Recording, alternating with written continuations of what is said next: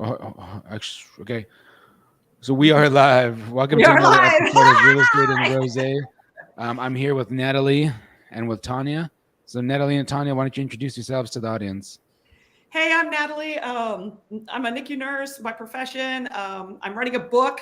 It's going to be about the ins and outs of the NICU world and basically to encourage people that are nurses that are seeking a career change or maybe new nurses that may be entering into the field to seek NICU as an option. And it tells you why it's the best. I feel personally it's the best option. If you're feeling the nurse burnout and if you're feeling like you need to do a pivot also, that would be another reason why I would suggest doing that versus just leaving the bedside. If your passion is still bedside, there's everything that I love about the NICU, and there's a lot of reasons why you want to go into the NICU.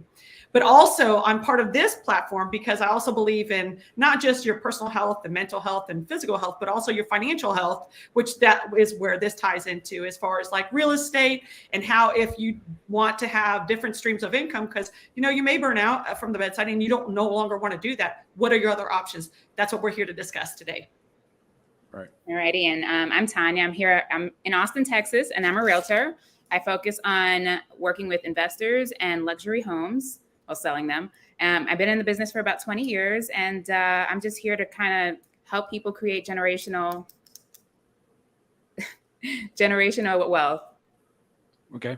Yeah, and as you know, I'm your host, Ernesto Gerardo, capital raiser, real estate investor, M&A expert. Raised money, done projects in 4 different states. You guys know me already as the host of the show, so we're going to go into a variety of topics that we cover typically.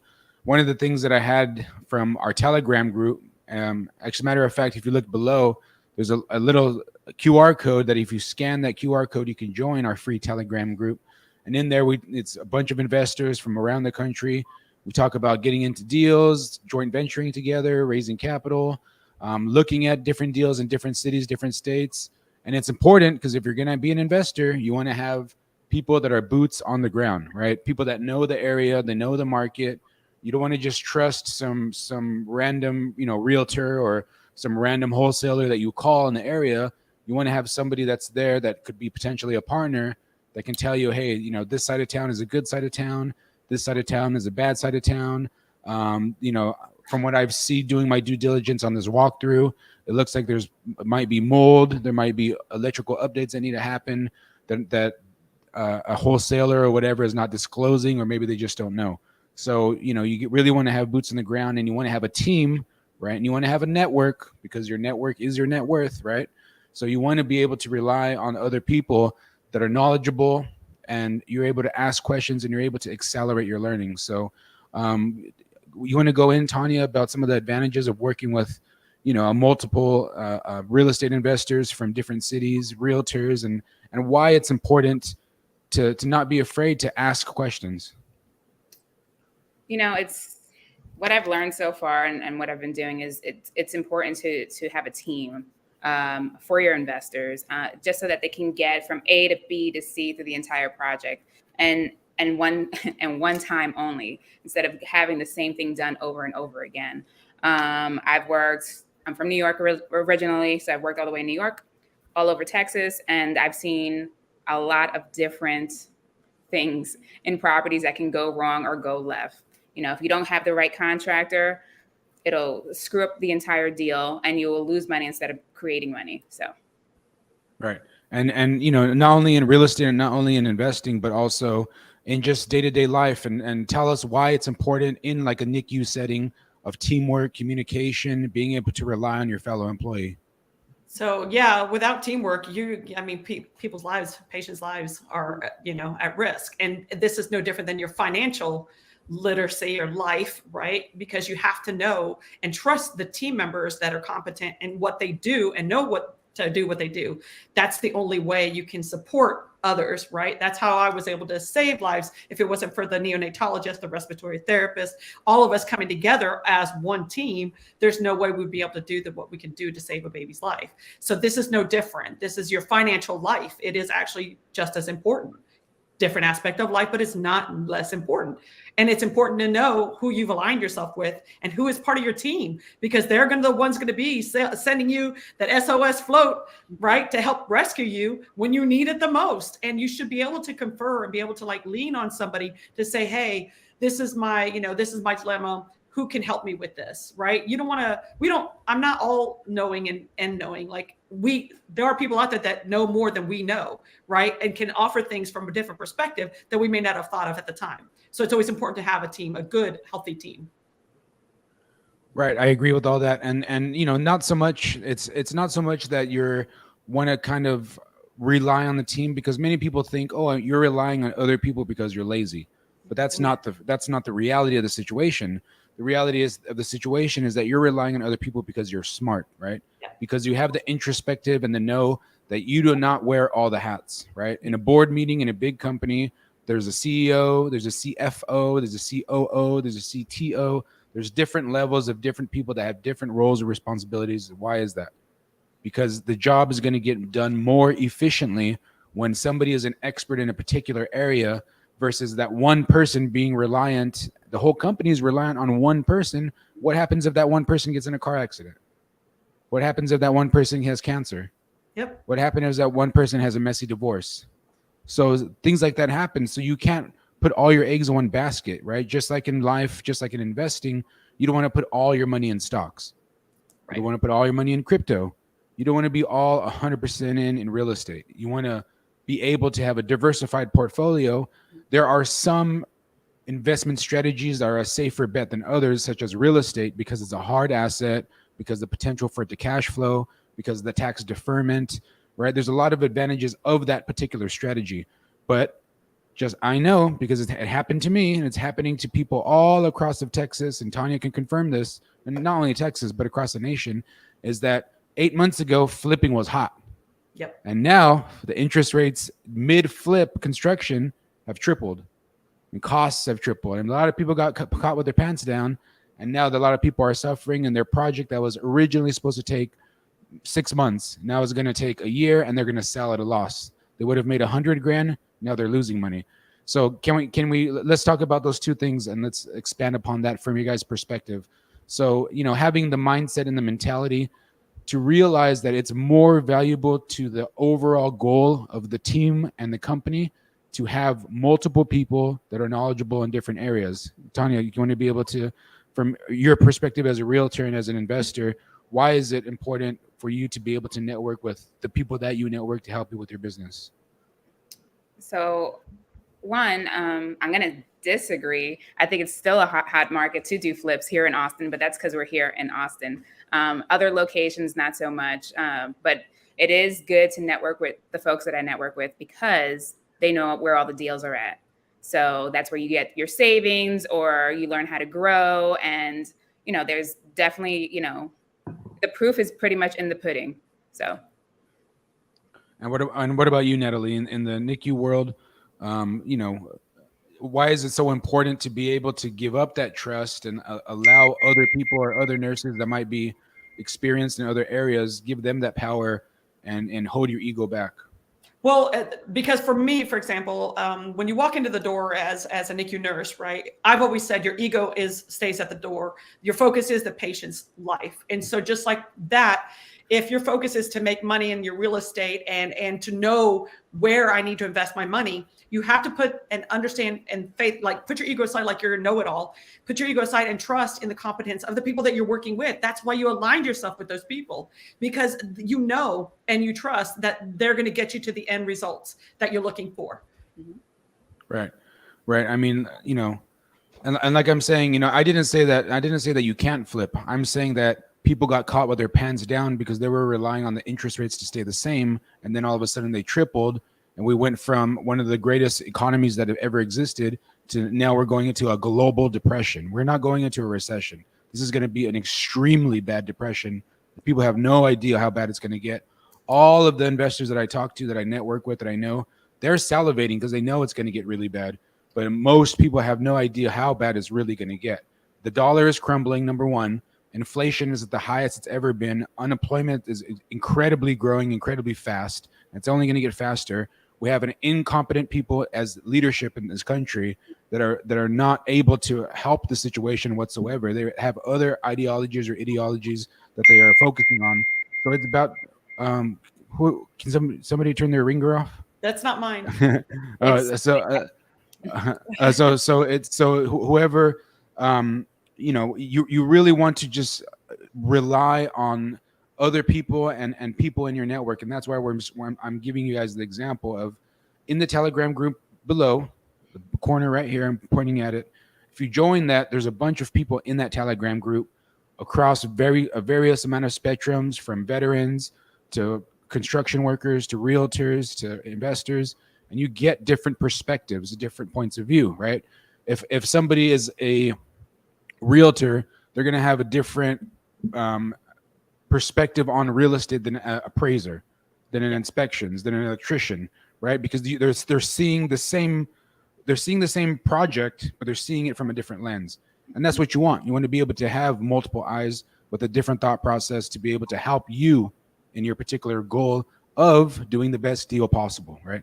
So to expand a little bit on the other point, how important is when you're building your business is leadership, Tanya. I mean, I know as a realtor, you're not only you're an active selling person, but you're also building a marketing team and a communications team and all those things. Like, tell us, like, in your experience, you've been in New York, you've been in Texas. What are some of if a brand new realtor is watching this starting out, like, especially today in the modern age, what are things that you would focus on? Give us like at least 4 things that you would focus on as a brand new agent wanting to be successful in market.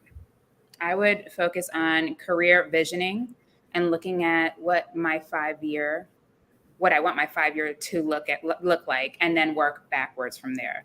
It's kind of like knowing the numbers up front and then breaking it down so you know exactly where you want to go, instead of just kind of like, hey, I'm here, let's sell some houses.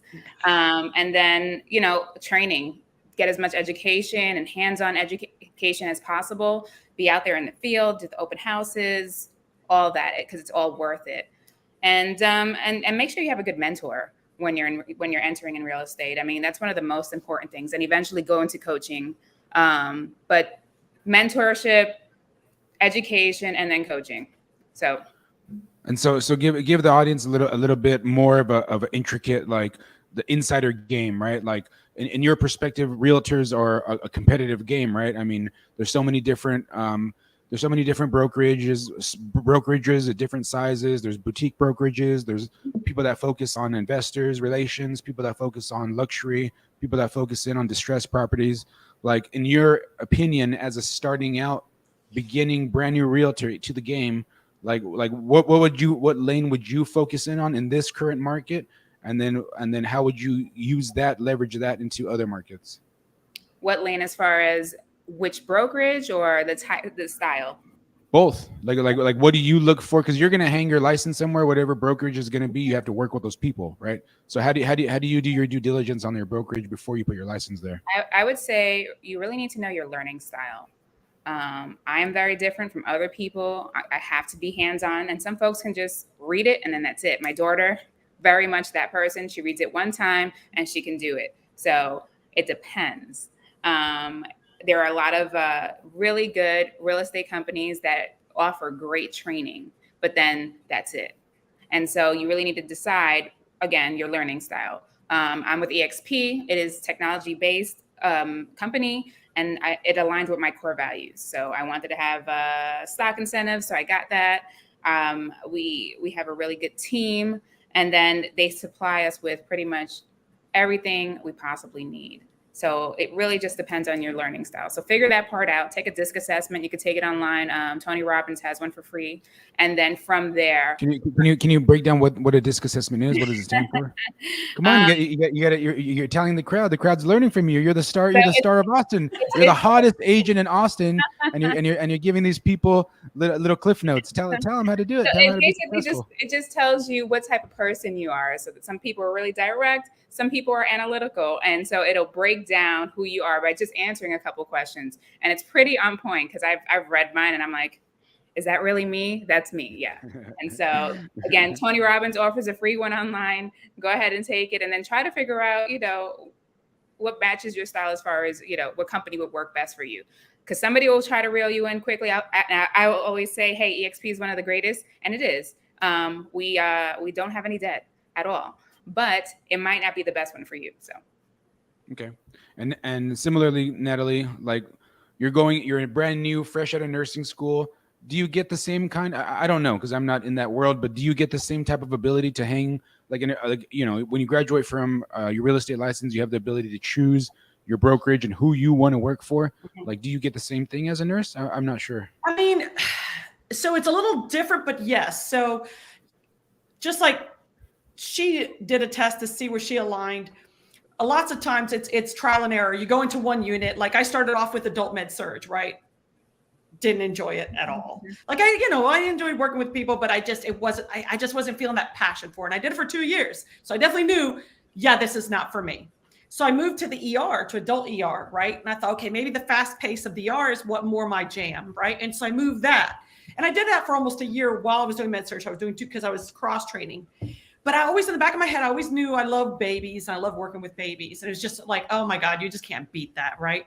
And so once I pivoted and shifted and trained in NICU, that was it.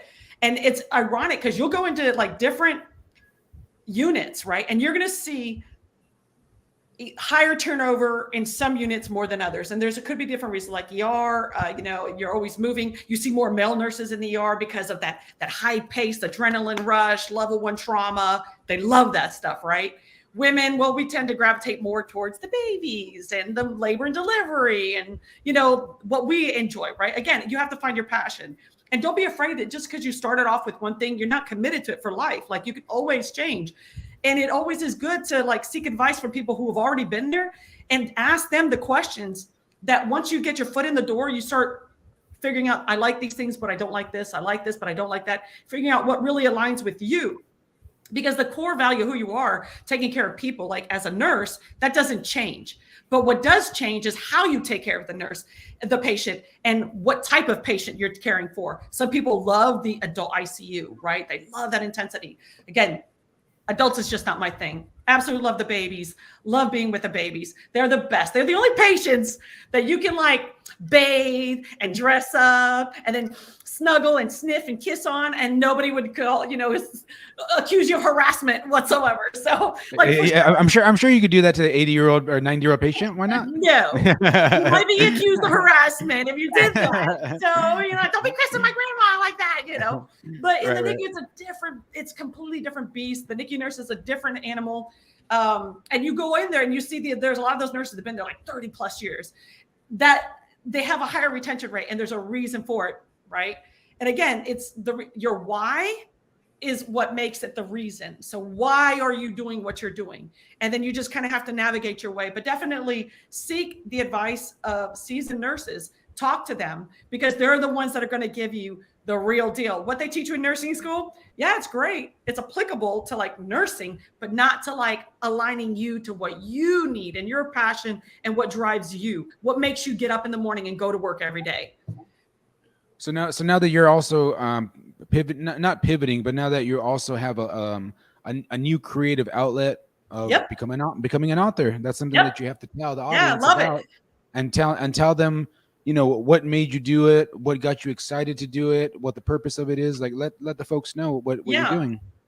So during the pandemic, things got very stressful and very crazy, and I got sick, and I was working night shift, and I could no longer work night shift anymore.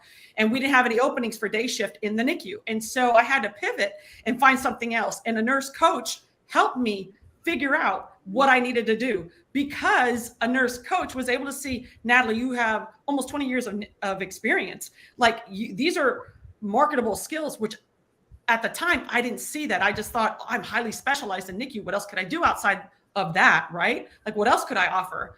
And so she helped me kind of pivot.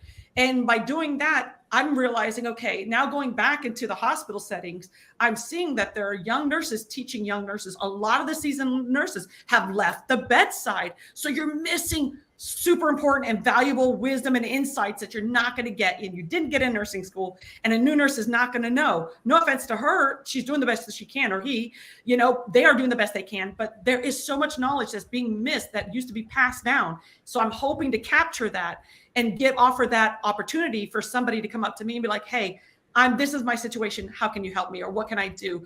Just little things like that I can help with those nurses, because I'm not there at the bedside to help them anymore. But it doesn't mean that I don't have anything to offer as far as assistance, help, coaching, and support and empowerment. So that's where my book comes from, that place. And then everything else all comes from that place in the opportunity to continue mentoring people that are new or needing to pivot in their career. And so right. And give a little insider take about how the book exactly helps you with that mentoring process.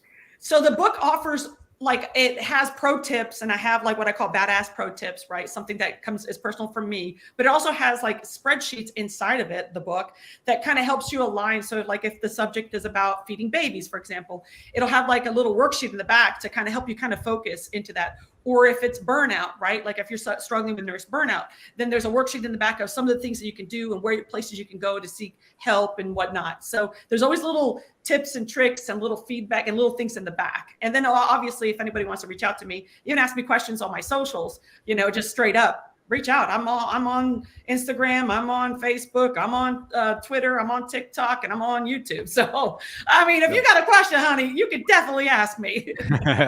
Plus, she's in the Telegram group too, guys. Yeah, I'm on the Telegram too. So yeah, even if it's maybe not real estate, and you want to learn about me more, a little bit about me, reach out. That's fine. But again, I'm interested in having multiple cash flows, just like everybody else that's here, for that same reason, right? It's great working at a hospital, but again, the pandemic was a perfect example of how vulnerable we are when we work for others.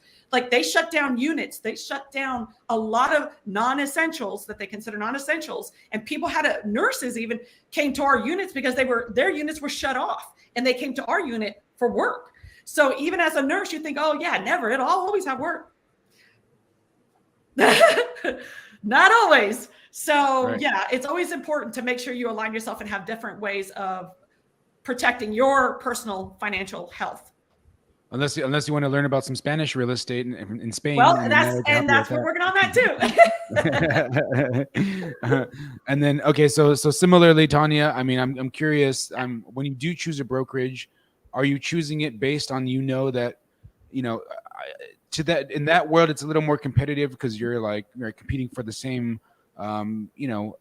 commission check from the sales of the house? So do you get a sense sometimes of that competition, or is it more of a team atmosphere and then everybody wants to everybody hunts together, everybody eats together type of mentality? You hunt your own bait. You hunt your own kill. And so I don't look at it as competition. I don't know what anybody else is doing. My blinders are just I just see what I'm looking at, and I'm tunnel vision straight through. So a lot of the times people like to choose brokerages that give you 99% commission. Now, if you're seasoned and an experienced realtor, great. But most of the time they don't have the tools or the CRM that you need in order to build a business. It would be more like a part-time situation if you're doing 100% commission or 99% commission. I like where I'm at just because they have the tools and systems in place that I need without me having to go out and purchase more items. I was with Keller Williams for a very long time. I love them. I love their core values and everything about them, but they could not update their technology. And it was really important to me. We live in Austin. It is tech city. How do you not have updated technology? Gary Keller started Keller Williams here, and it just doesn't make sense. And so it kind of killed me because I did not want to leave. And they were like, a good friend of mine was like, hey, are you more committed to yourself or to Keller Williams? And I'm like, and then that was it. Because I was actually going to go hire somebody else to do work that EXP provided a system for free. And so I left. It was hard. I kind of cried about it. It took me a whole month to leave, but I left. And now I'm, everything kind of just fell into place once I left. So do you regret it? No, I miss my people. Sure. I miss, so EXP does not have an office. You can create your own office if you like. They give you free office spaces throughout Austin, but you have to kind of like register for them. Mhm. That's pretty much the extent of it, though. I like that I get paid on time. I like that I have transaction coordinators that do all the work for me. I mean, there's so much in place. At Keller Williams, it really depended on the market center you're at. I would have to fight to get paid because there's only 1 or 2 people looking at your paperwork. And by the time they looked at it, you've been closed or you're about to close, and it was a mess. EXP, they're like 2-3 weeks before you're closing. They're like, hey, we need all your paperwork. Do you got it? You submit it.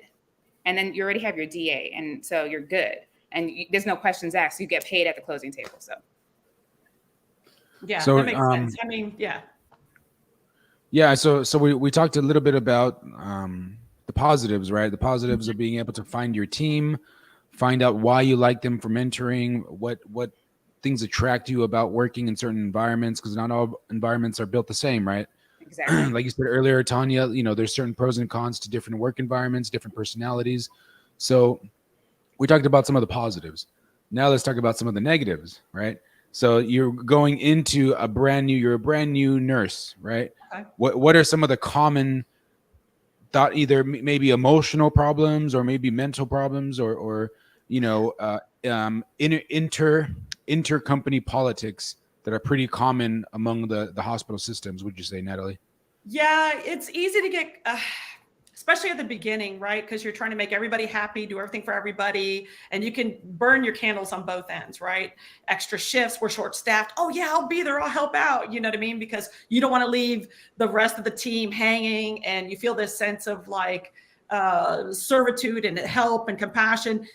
And it can burn you out very quickly before you realize it, right? You don't even realize you're in it. And it's easy to get caught up because as nurses, right? And just, I'm sure like soldiers and police officers and realtors, we all use the people that we work with to vent, right? Like, this is my struggle. I can't believe this is happening. Yet another new policy, one more change, So we vent with each other, but you got to be careful, right? Because sometimes everybody's so caught up and in it, and it becomes this negative environment. When I worked at the bedside, I learned to kind of like, let the drama stay where it's at. I'm not getting involved in that. Not my monkey, not my circus. Like, I learned how to do that, but you don't realize you at the beginning, right? Because you just want to make friends and, have people that you work with and like get along with everybody. And you don't realize that maybe it's not always the healthiest thing to do, or you can easily get burnt out, or that person, or there's some people on the unit that aren't exactly your besties, and they could be toxic relationships that you don't even realize it, microaggressions and so on and so forth. So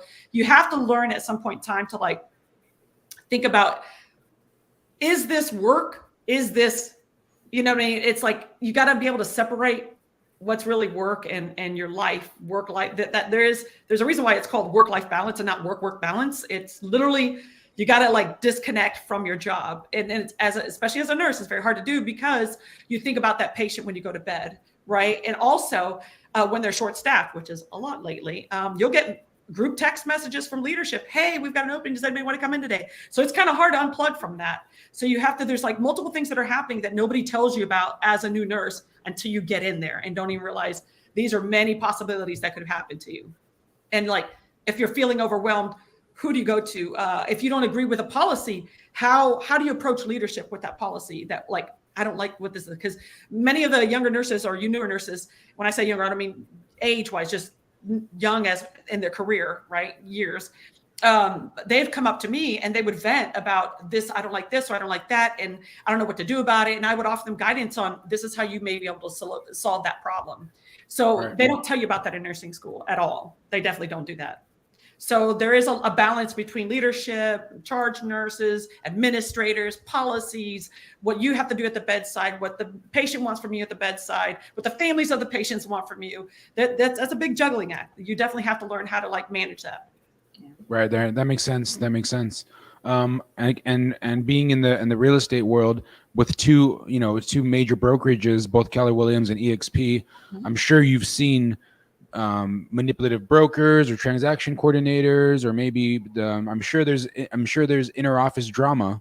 I'm sure that happens. I'm sure people are, maybe they're dating, or maybe they're like, chasing after the same client, or one person got another person's offer, some stuff like that. I mean, tell us some of the horror stories that you've seen, Tanya. See, I think you know me a little bit by now. I kind of steer clear away from all of that. Like I have huge boundaries of. No, I mean, I'm not saying that you've done it, but I'm just saying what happens. I know, but I like even with my own kids, like I'm like when I think I'm like the visionary, right? So I'm like in the stars and in the moon, and everybody's down here and focused on that. And so when stuff like that happens, I'm like, oh, not my circus. it works out. Yeah. So I'm just like, oh, sorry to see this, and then just kind of remove myself from the whole thing because I don't have the energy or the bandwidth to go through any of that stuff. But yeah, like the venting. When I first got into real estate, I worked for attorneys, and so everything was very direct and clear for me. If I had any questions, I went directly to them, but it was just me with a bunch of attorneys. That was it. That was in New York City. Here, I can't say I had any. I've watched. I'm a people watcher, and I've seen, and I'm like, oh my gosh, okay, this is happening. But never really it's good entertainment. It's like reality TV. But outside of that, I don't really get involved in any of that stuff. So if there's an issue that comes up, I'm solution oriented, and I just kind of go and say, okay, this is what it is, and this is how it gets done, and we're out. So I've put both of you a little bit on the hot seat. Who has a question before me? What do you mean? Who has a question? For about you? you? Yeah, I mean, okay, you've been in real estate, you've been doing this, what are your pain points or the pain points that can happen as you decide, like for anybody that's watching that says, hey, I'm thinking about getting into real estate. Pain points.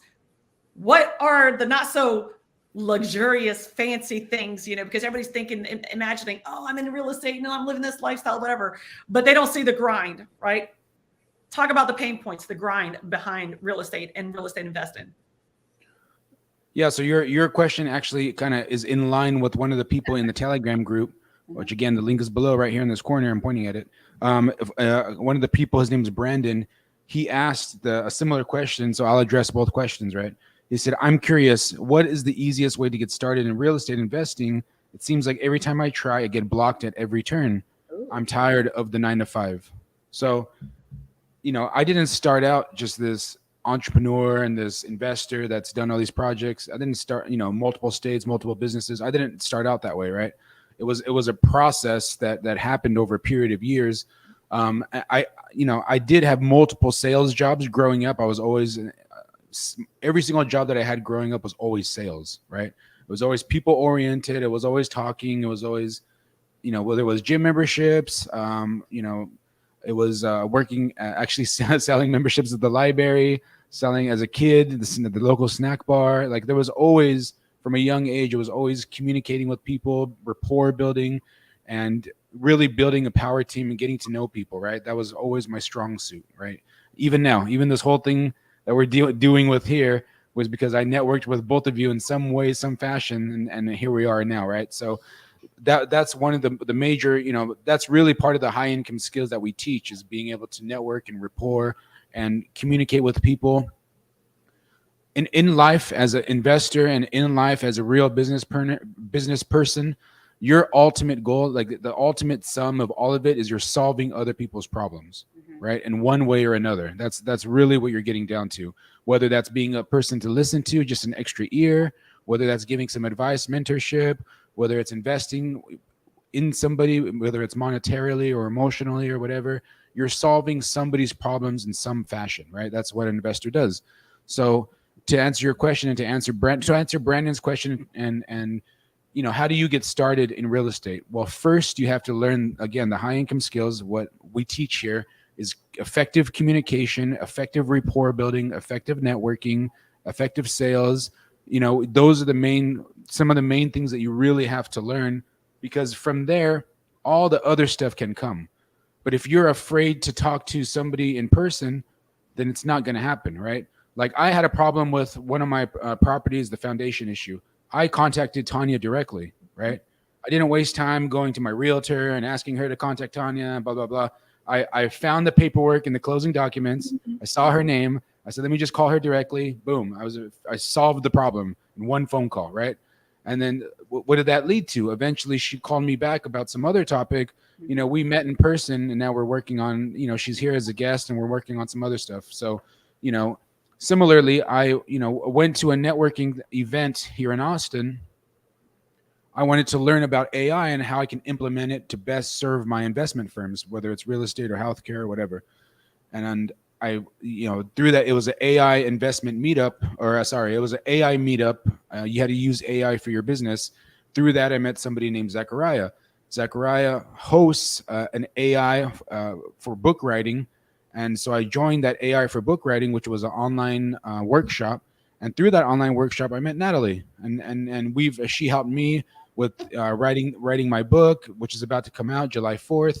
It's called Infinite ROI. It's a creative finance book where it talks about lease options, subject to wholesaling, pre-foreclosure acquisition, how to raise capital. It talks about all this stuff from a creative story aspect. So it's not just a boring, you know, this is how you do things and this is like a itemized like list. It's actually story driven. So there's multiple characters, they all interact in this world, and you get to learn through the art of storytelling. So that's the book. It's coming out soon. It's called Infinite ROI. We're going to be promoting it and talking about it more. But when you're starting out as an entrepreneur and as a business person, one of the things that is most, you know, besides the networking and the communication and the rapport building and all those skills that are mandatory, they're not if, they're mandatory. You have to have those skills, right? If you don't have those skills, you're not going to make it, right? So you have to be able to do that because you want to build rapport. If you're going to get into real estate, you want to build a rapport with different agents, right? Different real estate agents, right? Because it's like dating, right? You have to know which one ultimately you want to work with, right? Which one gives you the CMA when you ask for it, not 5 days later, when an hour. I need to move money. I need to know if it's worth putting me an LOI or making putting in an offer, or do I need to open an LLC so I can raise capital so I can buy this? Like, I need to know now, but I need to know the numbers make sense, right? I'm not just going to raise money for some project I'm not sure of. So you have to be able to connect with other like-minded individuals. And the only way to do that is if you talk to them, you hang out with them, and you just have conversations with them and you're able to suss them out, right? Does this person seem like they want to work and to be part of a team that wants to move forward and do projects? Because, you know, it sounds like, oh yeah, I mean, why wouldn't a realtor want to do that? I'm telling you, not all realtors, not all investors, not all nurses, they're not all built the same. There's people that you mesh with and it adds positive energy to yourself. And there's people that you don't mesh with, and it's going to be an energy suck, energy drain. It's going to waste your time. And that's the thing is you want to make sure you're establishing relationships where you're able to best leverage each other's energy. So you can ultimately save time, right? I have a realtor that I work with. Her name is Claudia. If I call her, I say, hey, I need a CMA on X, Y, and Z property. Bam, she gets it to me the next day because she knows that I've already flipped multiple properties. I've already have, you know, experience in these different areas. Like, she knows that, like, I'm somebody that if I say, hey, I want to buy this property, she knows I can do it, you know? So, and there's a reason why I'm saying I want to do it. So then she'll come at me and then we'll talk about it. I'll get her opinion. You know, we'll go look at the property. We'll talk to some contractors, whatever. But then, you know, she knows already because we've had multiple discussions that if I'm looking at something and I'm serious about something, then she knows that's somebody that I'm going to get the deal done, right? So part of it, like, again, so the communication, the networking, the sales, the rapport building, sussing out your team, right? Communicating with your team, interviewing your team, not only realtors, but lenders, right? Sometimes you got to go, like when I was looking for my hard money lender, right, for flips, I don't just go to the first hard money lender, right? It's the same thing. It's like dating. You got to like talk to all the hard money lenders and you got to see what their process is and let them tell you, oh, you know, we take your application and then it's about a week and, you know, the fees are going to be 2 points and, you know, we have to do a due diligence check and blah, blah, blah. So different hard money lenders are going to have different requirements at different levels, right? And some of them you can tell in the way they speak, the way they get back to you, the way they answer your emails. You know, after a period of time of doing it, it's repetition, you know which ones are serious and which ones are not serious, right? I have a very good hard money lender. They know me. I've done a lot of mini projects with them, so much so that they don't even ask me like tons of questions anymore. They just say, okay, what's the property? No problem. Here's a earnest money, or here's a proof of funds or whatever, right? they don't even waste my time. They just give me what I need, because, you know, I've built that rapport with them. I built that relationship with them. So, you know, that's another thing when you're getting into real estate, is that you want to have a competent team. And then you also want to be able to talk with different contractors and kind of have a contracting team ready, or, you know, have your power team, like your realtor or somebody that you trust, say, hey, give me a warm introduction to this person. And then they give you the warm introduction. So then you get to meet, and then you can ask them a variety of questions based on, you know, if you see something like on HGTV or something like on a YouTube show, and they're talking about, like, you know, repairing drywall, right? You ask them, okay, well, what is your process? And then you get a suss out by their answer. And you can tell the way that people communicate, if they are sure of themselves, if they're not sure, like, you know, you get a vibe off just talking to people. Speaking of, I'm going to interrupt you real quick. If you like the content that you're seeing, if you feel like you can learn from us, if you want to align yourself to this team, like and subscribe, reach out to us. We are here of service right there. That button that Ernesto has been pumping in on our Telegram, like, reach out to us. And even because if you want to, like, maybe ask a question, you're afraid to ask for it here in the platform, reach out and ask us those questions there. That's what we're doing, is we are aligning like-minded people. We are aligning experts in what we know, and we're bringing them together to save you half of the work that he is talking about, that he's already done. He's done the due diligence. She's done her due diligence. They know what they're talking about. They work with people on a regular. This is what they do. So if you're interested in learning how to grow your portfolio, have a healthy financial, like, cash flow, reach out. Go ahead, Dennis. Sorry. Thank you. No, that's great. Thank you, Natalie. Thank you. I appreciate that. But, you know, it's really, you know, so that's the aspect of, like, that's the aspect from a frame of getting involved into real estate as an investor, right? Because I'm not a real estate agent, right? I don't have access to the MLS. I have access to my own software that's similar to the MLS, but it's not the MLS. The MLS has a lot of advantages. You know, other software has advantages. I mean, there's different things that you learn over the years, but the only way to learn those things is by joining groups, right? Joining groups like this, you know, like this group right here. I mean, you're going to learn so much about so many different things, because I'm open, right? I want people to win and be successful. Like, if you want to get started in wholesaling, if you want to get started in lease option, well, I'll tell you how to do it. And then you go build your power team and you do it. And then you can ask me, hey, does this look like a good deal? You know, what do you think about this flip? What do you think about the rehab in this project? And I'll tell you based on my experience. And then I'll also get a second and third opinion from my network. But, you know, you're going to learn, and that's the fastest way for you to learn. Because after you had me tell you like 3-4 times, then you already have an idea, you know, a pretty good ballpark idea of what it is. And then by then you should have a power team, right? And then you can trust your power team, what they're telling you. And if your power team is not telling you the same thing that me and my power team are telling you, well, then there's something that, you know, there's questions that you can answer, that you can clarify, and you have to get a consensus, make sure everyone's agreeing. More than likely, we're going to agree. I mean, because we all talk, the numbers tell the story, right? And the numbers don't lie. So that's the ultimate decider, right? It's not just some random, like, oh, it's my opinion. No, it's what did the numbers say? The numbers are the ones that make up the project, right? So whether it's buying a business, whether it's buying a piece of real estate, whatever, the numbers are the ones that tell. And then all the other stuff outside of that is what affects the numbers, right? Like, for example, if you buy a company, right? If you don't know that, if you don't do a financial audit when you buy a company and you look at the forensics of their accounting, and you miss that they have $300,000 of add backs that they put back into the accountant when they were selling the company to you, and you don't know that pushes up the valuation, but that's a false push up, because those are actual salaries that are coming out they're not going towards the NOI because they're being taken out. So they're increasing the value of the company, but that's not the true value. See, if you don't know stuff like that, then you're going to buy at a higher price point a company that's not worth it, right? So you're losing your negotiation power. So stuff like that is things that you're going to learn only in groups like this, right? Because we've been there, we've done that, we've made the mistakes.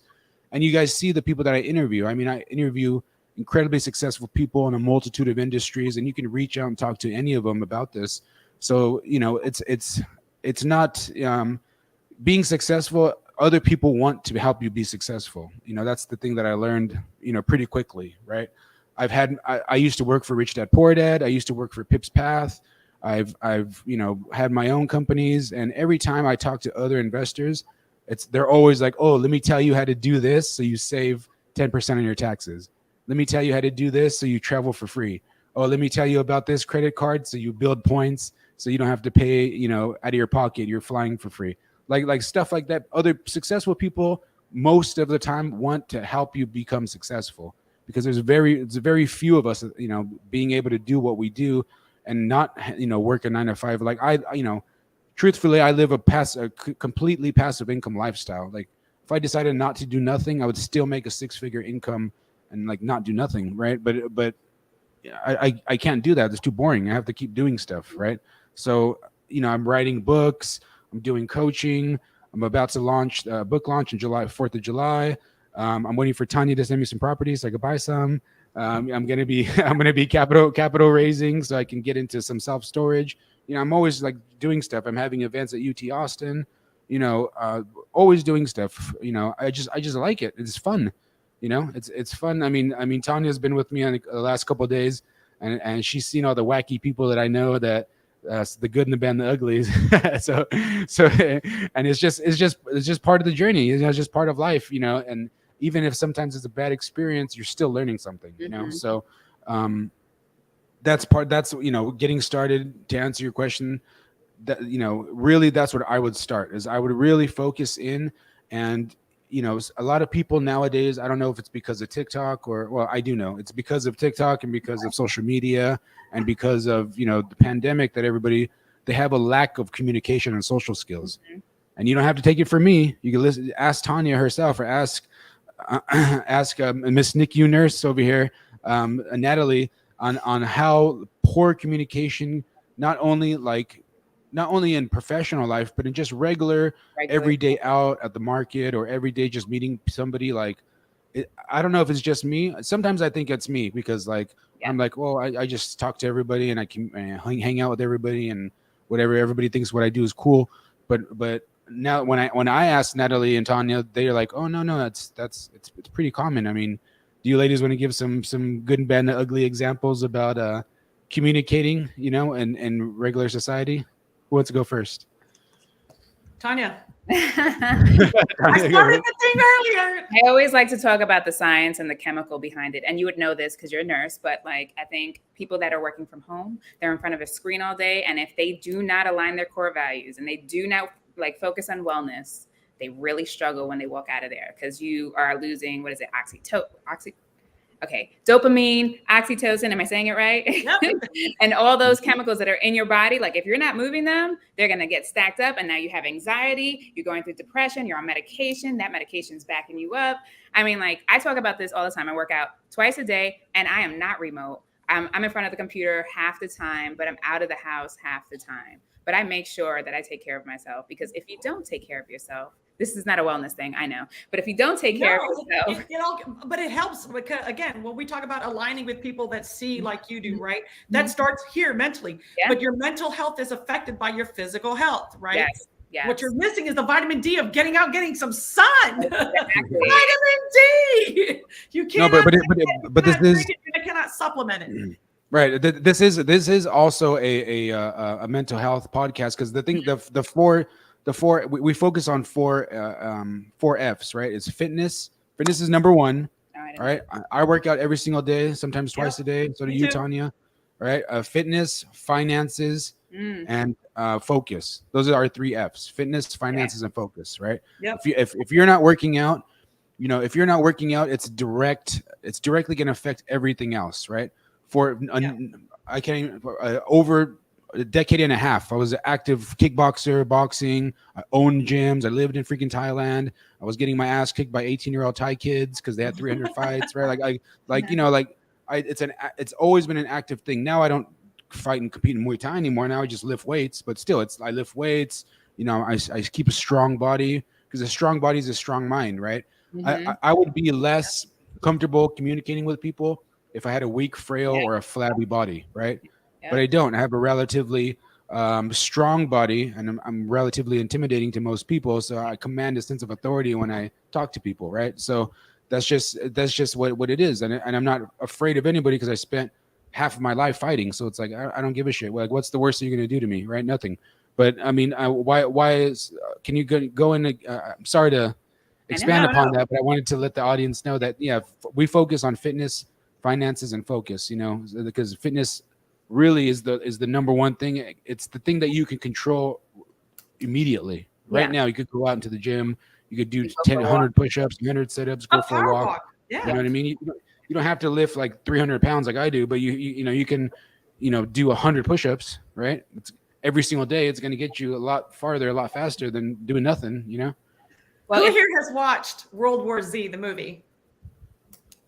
I have the zombie movie, right? Right, the zombie movie. And what was one of the things that oh God, what was the actor's name? What was his name? Brad Pitt. When he was in that little community, he was running away from the zombies, and he was in the community, and that little family helped them, right? They took them in, they blocked the doors off, and they offered them food and stuff. And he said, "Hey, if you want to survive, follow me." And what were the words he said? Movimiento es vida, right? Movement is life. Yeah. Movement is life. You have to continue move. And even if you look at it from a cellular level, if you've ever looked at like the videos, right, of like in the magnifying glasses, what are the cells doing? Even at a cellular level, they're constantly moving. That not a single cell in your body is stagnant. It doesn't stay still. So you have to give that physical body the same kind of respect, right? You need to give your outside body that respect. I go for power walks. I don't lift crazy weights like Ernesto does. I go for my power walks. I get my vitamin D in. And I also learned that those power walks is when I can focus the most because I'm not distracted with all that craziness that's in the house, right? I have my pods on. I'm listening to something, whatever it is. My mind goes, I got ADD. It just goes all over the place. But it helps me. I am the most creative when I go for my power walks. Right. That's why I love it. Absolutely love it. And I follow Tanya on Instagram, and I know she's working out like it seems like every few hours. So she says twice a day. She's out of control. Yeah. Like there's always one of us here that's like out doing the other person. Like, get out of here. I intentionally post online because I went back home to New York after not going for 3 years because of COVID, and I saw some of my friends, and I'm 42, by the way. And I'm probably in the best shape of my life. And I have 2 kids. I'm a grandparent, everything, right? And my friends look like they're in their 60s. And I'm like, what are y'all doing? Yeah. What happened? And what happened was they got, comfortable. And they're Netflixing and chilling, and they're not taking care of their body. And imagine, like, I got into a little bit of an accident and I gained 40 pounds. Mm-hmm. And that was uncomfortable for me. Like, I can't imagine living my life uncomfortable for the rest of my life. Yeah. Like that's it. Like the rest of my life is the best of my life. This is where I'm at, so that's why I do what I do. You look good, you feel good. And that's like a confidence boost. Yeah. And it translates. Exactly. It translates. Communication portion of it, right? Like people who struggle with communicating because they're insecure. They can't even make eye contact now. Like I watch people and like, how many times did somebody talk to you and look you in the eye? They don't because they look at screens all day or they're doing whatever they're doing. And so it's really, really important to take care of your mind, body, and soul at all times. All together. That's why we advocate that here on the Real Estate and Rosé. We advocate, as Ernesto says, financial, the 3 F's. We're going to repeat this until you hear it. Fitness, we need one more. Finances, and focus. We need 4, pillar 4. Hey, whoever's watching us, comment. Help us out with the 4th F. Oh, it's fun. I already said it. There you go. I love it. Sorry. So fitness, finances, focus, and fun. Yes. Because you got to have fun. That's your story. There you go. We got at all times. Hell yeah. Ernesto, I want to change and I want to pivot a little bit because we've talked about what we can all do and what we bring to the table. How about we show them? Put something on there, show them what we got so that the viewers can see that we're not just a bunch of like hot air, that we know what we're talking about. Right. So you had sent some clips that I wanted to show. And Tanya also sent a couple too. Just talking about different things that are happening currently in the market. So that way you guys get an insider's perspective and you get 3 different points of view, right? You get somebody that's an experienced healthcare professional with experience in real estate, not only here domestically but also in Spain. You get the hottest selling agent in Austin, formerly of New York. So you get two different perspectives: the Central and East Coast. And then you get an investor, M&A, all around badass, myself, right? Like to be able to help you out. So let's look at what you guys brought up. Give me 1 second. Let me share screen, and then we'll take a look. Okay. All right, let's look at this, guys. Whoops. Woohoo. Yeah. So this is the first one, right? It's called institutional home buyers are pulling out of the market in droves. Can you What make do it on they the big see screen? that you don't? What's that? Can you put it on the big screen? I'm not sure if people can see the big screen. I'm seeing a small screen down at the bottom, but I'm not seeing it where I see us. Oh, I see the big screen. You do? Okay. All right. Well, as long as you see it. Now it's small again, but they. Oh, snap. The infinity. You guys made me mess up. I love it. Okay. Okay, go ahead. I can't. Let me make it bigger. I'm not. Are you on your phone? That's No, probably I'm why. I'm on my laptop. Well, it's not taking over the screen. So, but Yeah. I can see it. Yeah. It's not taking over the screen? It needs to take over the screen. That's what I'm saying. Like, otherwise, they're not going to be able to. It's going to be kind of small. That's weird. Sorry, guys. Thank you for joining us. We're learning about real estate. We do it. We're doing it live. The 4 F's while Ernesto figures this out, which is finance, fitness. We're going to get this. Fitness, finance, focus and fun. The 4 F's, the 4 pillars of what we're doing here. And Ernesto is about to show us in real time what we're looking at with real estate. So stay tuned. Don't leave us. You're about to see what we've been talking about in real time. If we can figure out this. You know what? I think we see this side of the camera, and this is not what's showing up online. So I think the full. Well, if the people that are viewing, if you can see it, let us know. Just leave a little comment below so that we know that you're seeing, because we were offering value here, and we want to make sure that you can capture this. Yeah, so as long as this screen is bigger than we are, then that means it's bigger than us. Yeah. Okay. Yeah. Perfect. Okay. Then it's the focus right now. Okay, so institutional investors who own more than 1,000 or more homes have been selling off their inventory in 2023. The big investors have reduced their buying activity by nearly 80% from Q4 of 2022 compared to Q4 of 2021, according to John Burns Research Consulting. So let's break down that little sentence right there. Yep. These big investors have reduced their buying activity nearly 80% from Q4 of 2022 compared to Q4 of 2021.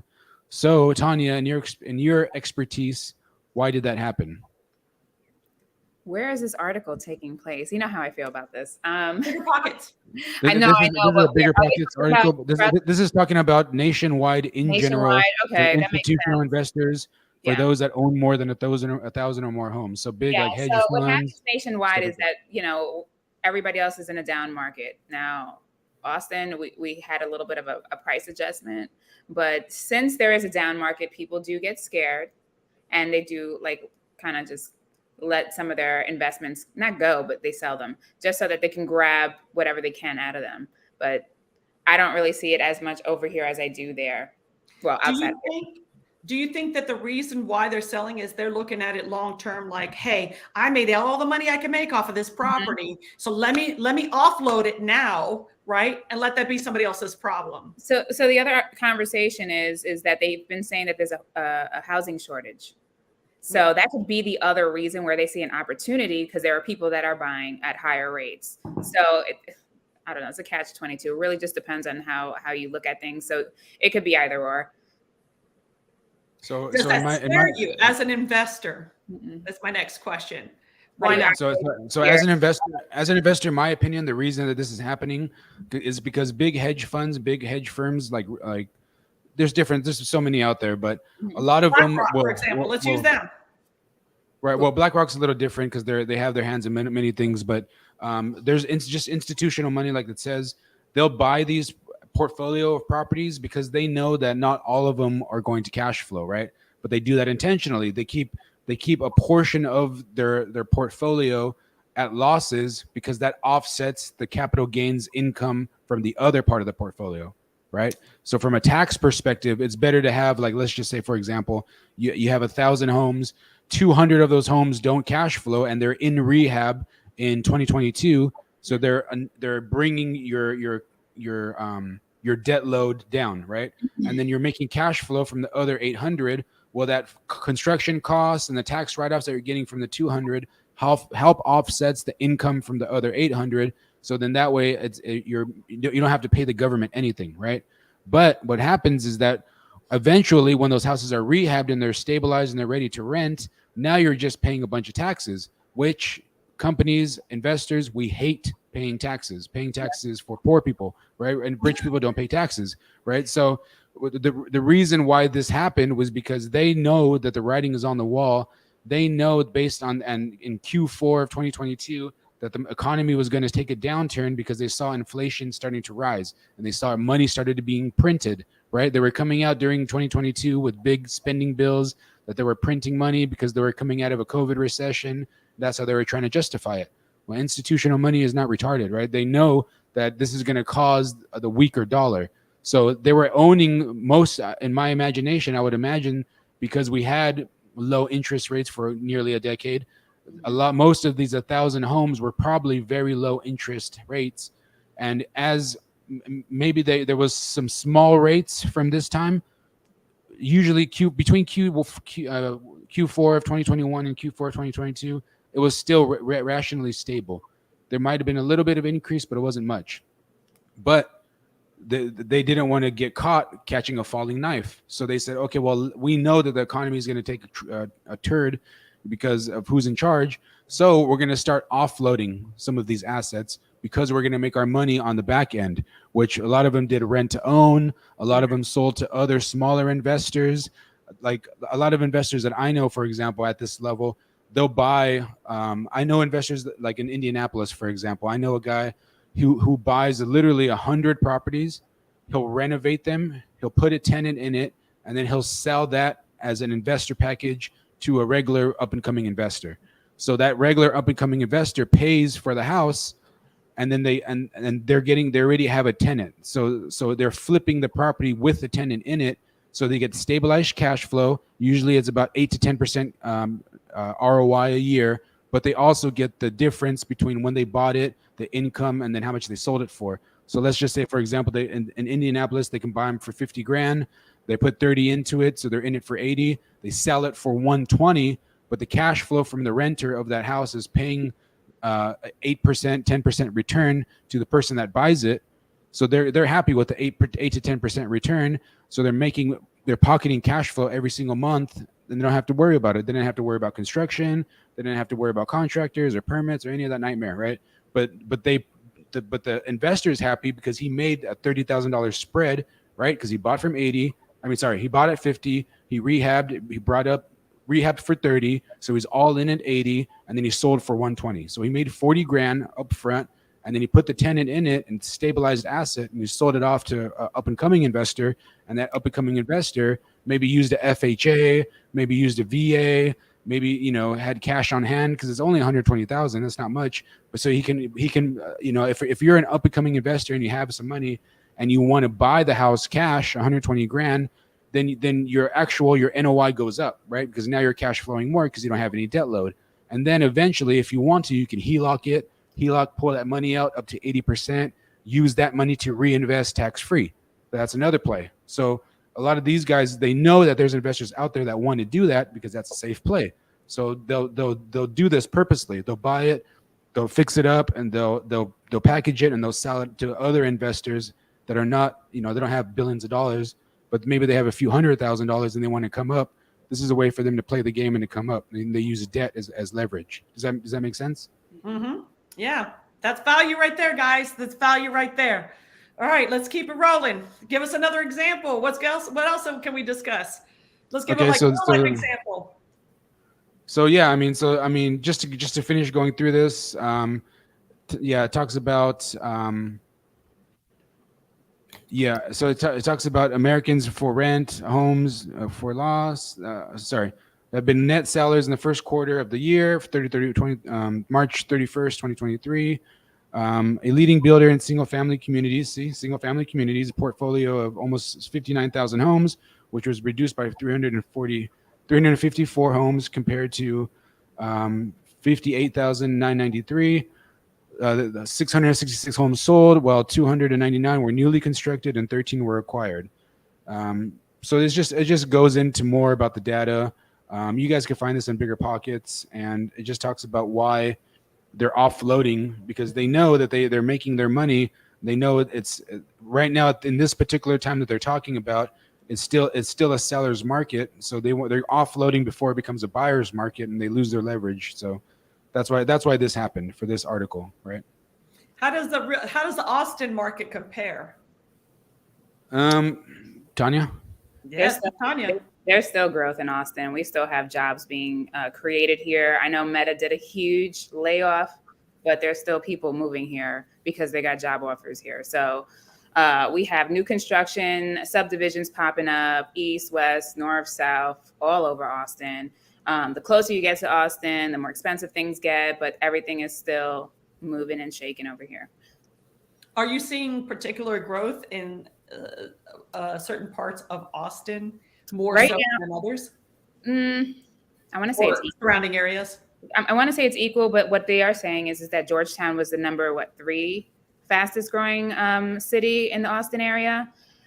Georgetown is great. They have a great main time. What is it called? A square? Like a square. Yeah.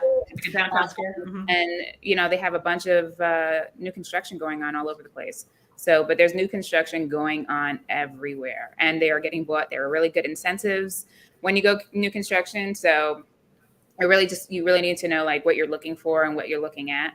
But yeah, the Austin market is still booming. Now it's a little different from like last year or 2 years ago, but that's because everybody got spoiled. There was a price correction and everything readjusted, but we are still appreciating between 6 to 9% annually. So and I've watched the Austin market since the 2008 housing crisis. They didn't move. I've watched it. Yes. And it has not gone down. And when I purchased my property in 2019, I was concerned we were in a bubble at that time, which was ironic because when I mentioned the word bubble, speaking of nurses, right, I was talking to my coworkers that I moved here for my job, right? And I was like, yeah, I was concerned that I bought my house in a bubble. And this nurse said, what is a bubble? She had no idea what it was. So you can be highly specialized in one field, but not know about another, which is what I'm trying to do, is educate, right? Bring that knowledge here. Like these are terms that not everybody knows, that we just assume people know, that they just don't understand what it is. What is a housing bubble? Can somebody explain that for somebody who just started? And most people don't understand what housing bubbles or anything like that, because they happen over long periods of time, right? Yeah. So unless you're financially literate, financially educated, like an investor, and you look at like trends of previous performance, and you really watch the markets, right? And most people don't do that because it's boring, number one. And then number two, most people are just living regular lives, right? Regular existence. They don't think about that stuff because most people aren't investors. But the people that watch this, if you're interested in learning these things, I mean, you have to study history, right? History will always tell you how things trend. So we just exited the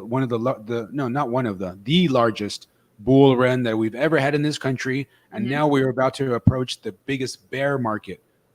It's going to be so bad. I'm telling you, if you listen to Robert Kiyosaki and all these guys, they're telling you that it's going to be a horrible collapse of like for regular people. It's going to be. I don't think many people quite understand what's going on. It's so severe and it's so bad where we're at right now. We've printed more money and would weaken the dollar so much in the last decade. I mean, it's insane. It's crazy. It's so bad that there's multiple companies. They're called BRICS. They're Brazil, Russia, India, China, and Saudi Arabia. They're joining together to create their own currency. So they get rid of the U.S. dollar as the central currency. And once that happens, then the U.S. dollar is toast. And they've already agreed that they're going to do it. And those are billions of people. Think about it. India, over 1 billion people. China, over 1.5 billion, right? Russia, hundreds of millions. Brazil, tens, maybe even hundreds of millions. I'm not sure, right? So these are huge places that are doing this. Saudi Arabia, one of the wealthiest nations with all the oil. So if they're aligning to get rid of the US dollar in those countries, you're screwed. Not only that, but this country, I don't know if you've noticed, if you looked at the news lately, but half the country seems to hate the other half of the country. And that doesn't seem to be getting better anytime soon. So, I mean, for most people, it's going to get really bad. America's still going to be the number one superpower because we have the strongest military. We have the most nukes. We have the most everything. So there's no, plus we're protected by 2 oceans on both sides. So we're going to be protected. But when America empire falls, it's going to fall from within. It's not going to fall from an outside source, and it's happening now. And you're seeing it. That happened with the Roman Empire. The Roman Empire collapsed for the same reason. They overextended themselves. They over-leveraged themselves. They ran out of money and they collapsed. But if you learn the rules of investing and then learn about financial literacy, you know it's the best time to become an investor because you're going to make the why most. We're doing this. From chaos comes order. You make your most amount of money in financial ruins. And that's just the name of the game. So I think those opportunities, and that's Tanya, what we're here. Yeah, I think Tanya has to take off. Tanya, go ahead. Sorry. Tanya has to take off pretty soon. But do you want to shout out your Instagram, words your Twitter? Of wisdom. Give out words of wisdom before you shout out. Yeah. Follow me. I'm at Miss Narvez, Miss.Narvez, on Instagram, on Facebook, I think on Twitter. If you have any questions about real estate, if you're looking to become an investor or have investment questions, please feel free to reach out to me. I have a team of really good overall everything. So if you have any questions or if you're looking to buy, sell, or invest, feel free to hit me up at Miss Narvez. She's very, very knowledgeable, guys. I mean, she's helped me out just in the last few days with different contractors, and the people and the people that she surrounded herself with are top notch. I can vouch for it. So definitely hit her up, follow her on her social medias, and thank you, Tanya. We hope you come back next weekend. Yes, yeah, for sure. Thanks for having me, guys. You guys have a good Saturday. You have a wonderful day too. You're welcome. Thank you. Bye. Bye. Bye.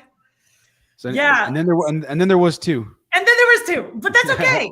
So, and the same thing as we spoke about with Tanya, as far as learning real estate, right? And she knows what she's doing. I know a little bit about what I'm doing, but I lean on you guys to help me get the rest of the way, which is what we're about here. We're about supporting and helping. If you're new to investing, if you're new to real estate, if you really want to get started something new, reach out to Ernesto. He will definitely connect you and help you and mentor you. If you know somebody in healthcare that wants to do something different with their lives, reach out to me. I will connect them. We will help each other out. You don't have to be stuck in what you're having. And you don't have to be afraid of what the future has. On the contrary, I see it as a great opportunity, investment opportunity, because we know what we're doing. We know what we're looking at. We are looking at the numbers. Yes, it's scary. My 401k, not liking it whatsoever. So I'm pivoting, I'm shifting, I'm trying to find other resources and ways to put my money. It's never stagnant. So if you like what you're seeing, if you think you gain value, if you want to learn more, reach out to us. There's the Telegram that you can connect with us with, and you can speak to us one-on-one, like straight up. We have nothing to hide. Yep. You're absolutely 100% correct. I mean, again, your network is your net worth. I know it's a cheesy saying, but it's 100% absolutely true. And not only that, but you're the average of the people you hang out with, right? They say you're the average of the 5 people you hang around with. If you're hanging around people that are worried about, with the drama with Disney or, what's happening with the drama between the presidential candidates, and you're worrying about like all this reality TV, like Twitter, like all this just drama, is just a waste of your time. And when the steamrolling is coming, like, I don't think you guys understand that there's going to be a financial crash the likes nobody has ever seen before. So you need to surround yourself with people that are going to be able to help you, right? Yep. I have many friends that I can just call. We can do businesses together. I'm putting on events at UT Austin with a bunch of rich people to raise money because there's going to be things that are going on sale, like buildings, like companies, all this stuff. And I'm going to buy as much as I can, right? Because in the recession is when you make most of your money, because people don't realize it's going to be an opportunity. But the only way to be able to have the ability to put yourself in that position is to be able to network and have a strong network. And part of that is getting into things like the free Telegram group right here. Just click the QR code, take a picture of it. It'll pop up on your phone. You'll join and learn. and be Yeah, surrounded just by start other asking people with questions, connections. even if it seems stupid. There's no stupid questions, really, because there's always Right. a first time for everybody, right? There's always something new. Right. And inevitably, somebody will ask a question that may actually be like, that's a good question. Let me think about that a little bit. So it's never a bad question. Never, ever, ever. So it's right here, right down there. I put it side by side, and that way you can take a picture of it very clearly. Yep. So yeah, take a picture and ask as many questions as you all want. We're here to help, and Yep. let's get some net worth. Let's buy some Yes. assets. Let's Yes. increase. This is going to be a good year. This is a perfect year to start. It's scary, but at the same time, it's super exciting. It's not scary. It's there's nothing to be afraid of. You're going to have people that are going to be there with you every step of the way. What's scary is going into the dark alone. If you're Right. if you're with 50 other people, you're not scared of the dark. Who gives a shit, No. right? If you have 50 other people with you. So Yep. don't be afraid, right? The only thing you need to be afraid of is being by yourself on an island. But you don't want to do that. If you don't want to do that, take a picture of this QR code that's right here, and Yep. and you'll be part of a team. And teamwork makes the dream work. That's what they say. And right? we definitely thank all of you for who have tuned in, who has sat through and watched us ramble on and on and on and on. We just love sharing what we have. We love being able to share what we can offer for you. And if you find this valuable, again, like and share with people you know that might be able to find this of value. We definitely hear more than happy if anybody has any questions, they can enter it in the comments section, and we're more than happy to answer it in live. And we do this when, Ernesto? We do it every Saturday around noon Central Time. Yep. And we're trying to bring as much value as we can to you. I try to bring on as many different people with as many different perspectives as I can. Yep. In a few weeks, I'm having Jacqueline, who I interviewed. She's going to be here in Austin, so we'll do one of these live with her. She'll be sitting here next to me, and you can ask her questions. She's a professional CPA that used to be in charge of international mergers and acquisitions, meaning companies buying other companies. So she knows things at the super high level. So she'll be able to tell you things that from the accounting perspective and from that legal perspective that I don't even know about. I mean, I hire her when I have questions, so I go to her when I have questions. So, I'm bringing you guys people that I get information from. It's not just like, oh, I know this person is a friend. Like, no, like Tanya, I legitimately got an HVAC guy and a electrician a contractor from them to work on another project that I have. So I'm legitimately using these resources. I'm doing what I'm telling you to do. So if I'm doing it, it works, right? So Right. I'm not just trying to blow up hot air, and I'm not just trying to be impressive and gloat and talk about myself. I'm trying to give you guys real world value because I know what's coming, and I'm trying to pull as many people from the ocean into the life raft as I can because I know it's going to get very bad for a lot of people. I mean, you're already starting to see it. The cost of your groceries, the cost of your gas, the cost of your utilities, everything is going up, and all the bills, all the rent, everything is going up, but your dollar and your wages are not going up, right? They're going down, and they're going down, and the value, even if you make $20 an hour, okay, but inflation hits your dollar, and now it costs you.